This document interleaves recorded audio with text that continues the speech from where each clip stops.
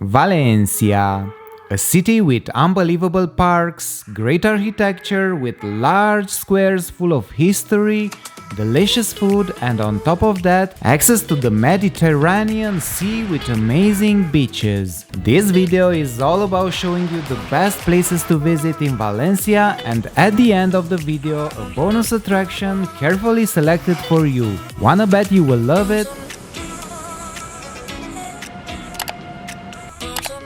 Our first recommendation is Plaza del Torres de Valencia, which is a bull ring where events are still kept today and it is part of the city's cultural heritage.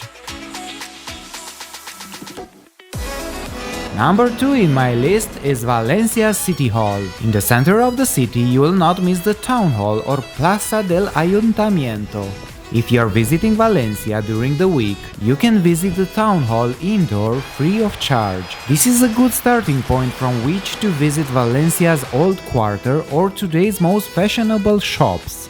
The Lonja de la Cena is an emblematic building of the city and one of the most famous civil Gothic monuments in Europe. It was declared a National Historic and Artistic Monument in 1931 and was made a World Heritage Site by UNESCO in 1996. It is one of the best attractions of Valencia, and I can understand why. The Gothic architecture and decorations are so pleasant to watch. Dive in the history of this building and you'll be astonished. Built between 1482 and 1533, Lonja is composed of 3 parts plus the Orange Garden. The main hall or the contract hall is a large, lavishly decorated space supported by gorgeous twisted columns. You will definitely enjoy this attraction, so put it on your visiting list. Another great spot for photos is St. Catalina Tower. Somehow this attraction got into our attention because of the lovely square surrounding it. Central Market, or in Spanish Mercado Central, was first inaugurated in 1839 as an open-air marketplace called Mercat Nou. The construction today began in 1914 and was fully completed in 1928. The Central Market of Valencia is one of the largest in Europe, covering more than 8,000 square meters with a Valencian Art Nouveau style. The beauty of the building stands out especially on account of the light that enters through the roof at various points and through colorful window panels. Most vendors sell food items, although souvenir shops and restaurants are located into the market as well. It is a popular location for tourists and locals alike. Stop for a second and admire the talented local artists all over Valencia. Their music will create a perfect mood for visiting the city.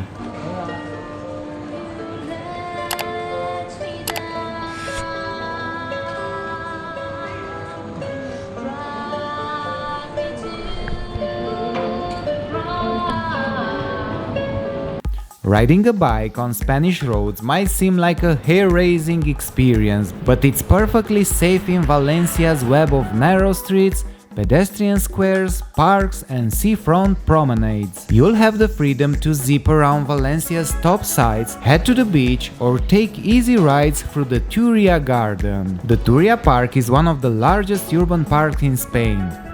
It runs through the city along 9 kilometers of green space, boosting footpaths, leisure and sports areas, and romantic spots where you can have a lovely picnic.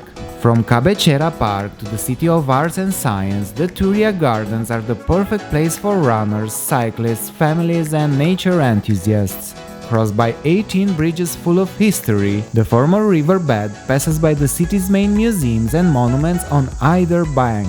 The vast gardens are built on the former riverbed of the Turia, whose course was altered to prevent constant flooding in the city.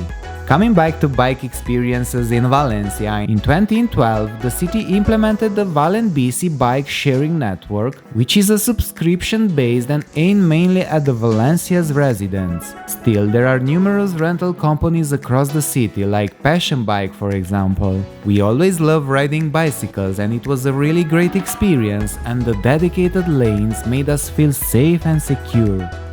The City of Arts and Sciences in Valencia is a unique complex devoted to scientific and cultural dissemination, which is made up of 5 main elements: the Hemispheric, the Umbracle, the Principal Felipe Science Museum, the L'Oceanographic, and the Palau de l'Arts de Reina Sofia. It is the most important modern tourist destination in the city of Valencia and one of the 12 treasures of Spain. The project began the first stages of construction in July 1996 and was inaugurated on 16 April 1998 with the opening of L'Hemispheric. The last major component of the City of Arts and Sciences, Palau de les Arts Reina Sofia, was inaugurated on 9 October 2005 on Valencian Community Day. The Hemispheric is an IMAX cinema, planetarium and laserium. The building is meant to resemble a giant eye. The Hemispheric, also known as the Planetarium or the Eye of Knowledge, is the centerpiece of the City of Arts and Sciences. It was the first building completed in 1998. The bottom of the pool is glass, creating the illusion of the eye as a whole. In 1991, for free structures, it has expanded about 3 times the initial expected cost. L'Umbracle is an open structure enveloping a landscape walk with plant species such as rock rose, rosemary, lavender or palm trees.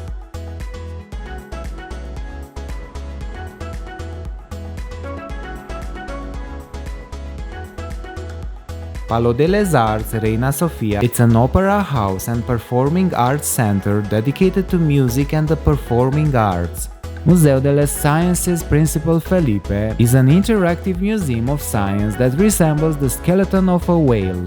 L'Oceanographic is an open-air oceanographic park. It is the largest oceanographic aquarium in Europe. This unique complex is an amazing attraction to visit. We definitely recommend to add it as a must to your things to do in Valencia.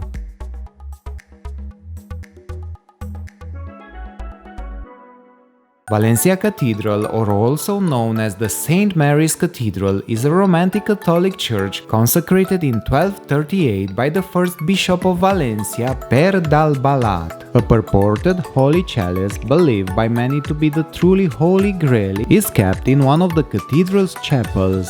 Most of Valencia Cathedral was built between the 13th century and the 15th century, and this style was mainly Gothic. However, its construction went for centuries. As a consequence, there is a mixture of artist styles ranging from the early Romanesque, Valencian Gothic, Renaissance, Baroque and Neoclassical.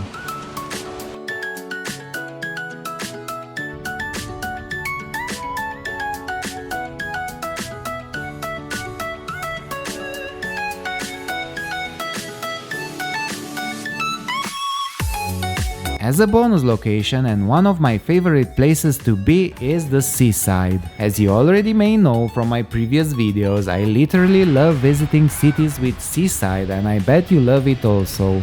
One of the best things about this is that after a full day visiting amazing cities with thousands and thousands of steps walking, a fun day at the beach is all you need. Having a bath, swimming against the waves and get suntanned. Isn't this all you need?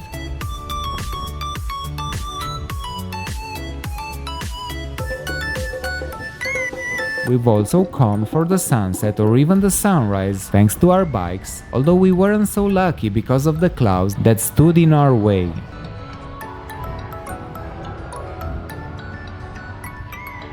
We've took full advantage of the bike rental and always used this means of transportation all around Valencia.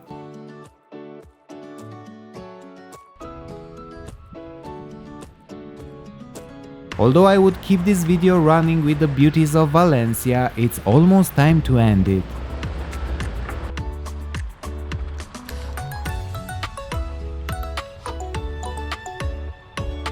So how was our experience in Valencia? We love the city vibes, not too noisy, not too quiet, just perfect for our tastes. How are the Valencian people? Very friendly, always wanting to help.